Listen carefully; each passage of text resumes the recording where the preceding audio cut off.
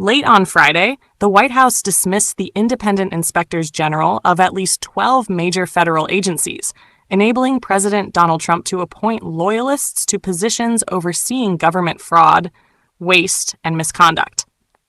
The firings were communicated to the inspectors general through emails from the White House personnel director. Those sources familiar with the situation noted that this appeared to violate federal law, which requires a 30-day notice to Congress before such terminations. The dismissals affected prominent agencies such as Defense, State, Transportation, Veterans Affairs, and others. Most of the inspectors general removed were Trump appointees from his first term, which left many shocked.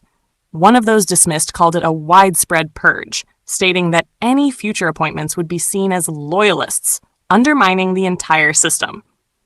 Another former watchdog remarked that the administration didn't want independent actors in these positions, despite the inspectors general's role in combating waste and improving government efficiency.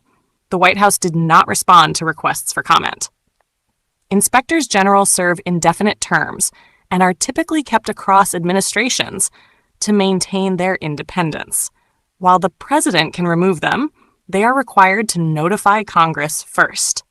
This move follows similar actions in 2020, when Trump dismissed 5 inspectors general, including one from the State Department involved in investigating misconduct linked to then Secretary of State Mike Pompeo. Critics called it a retaliatory purge. Inspectors general have been essential in investigating fraud, waste, and abuse within federal agencies, holding offices with thousands of staff members.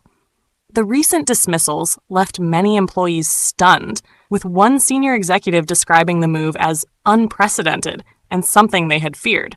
There were rumors about such actions during the transition period, and comments from Trump's aides had hinted at it. In another development, Pete Hegseth was confirmed as Defense Secretary in a historic Senate vote. The confirmation came after a 50-50 tie, broken by Vice President J.D. Vance, marking only the second time in U.S. history a vice president has cast the deciding vote for a cabinet nominee. This follows a vote earlier in the evening where Senate members approved a procedural victory for Kristi Noem's nomination for Secretary of Homeland Security, bringing her closer to a final vote. McConnell, who voted against Hegseth's confirmation, sharply criticized the nomination. He expressed concern that Hegseth, in his public remarks and committee testimony, had failed to address critical security issues, such as defending Taiwan and countering adversaries like China.